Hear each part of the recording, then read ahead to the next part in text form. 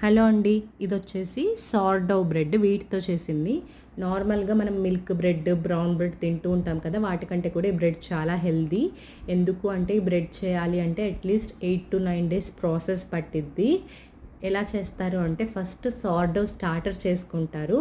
ఆ డవ్ అనేది 7-8 days ferment అవ్వనిస్తారు. Ferment అవుతున్న ప్రాసెస్‌లో గుడ్ బ్యాక్టీరియా అనేది ఫార్మ్ అవ్విద్ది. అందుకే ఈ బ్రెడ్ హెల్తీ అని చెప్తున్నాను. నాకు నార్మల్‌గా బ్రెడ్స్ అంటే చాలా ఇష్టము.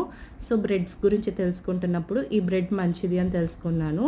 హైదరాబాద్‌లో ఎక్కడ దొరికిద్ది అని చూస్తే థియోబ్రామాలో దొరికింది నాకు. కాస్ట్ వచ్చేసి 120 రూపీస్ పడింది. కొంచెం కాస్ట్లీ అనే చెప్పాలి. కాకపోతే బ్రెడ్ చేయాలి అంటే కూడా అంతే ప్రాసెస్ పట్టిద్ది. నేను ఎలా చేసుకున్నాను అంటే పాన్ పెట్టి కొంచెం గీ వేసుకొని 2 సైడ్స్ రోస్ట్ చేసుకొని ఇలా హాఫ్ బాయిల్డ్ లాగా వేసుకొని తిన్నాను. మనం శాండ్విచెస్ కూడా చేసుకోవచ్చు దీంతో. ఇది వైట్ బ్రెడ్, బ్రౌన్ బ్రెడ్ ఉన్నంత మెత్తగా అయితే ఉండదు. చెప్పాలంటే కొంచెం గట్టిగానే ఉంటది. మీకు కూడా నాలాగా బ్రెడ్స్ అంటే ఇష్టమా?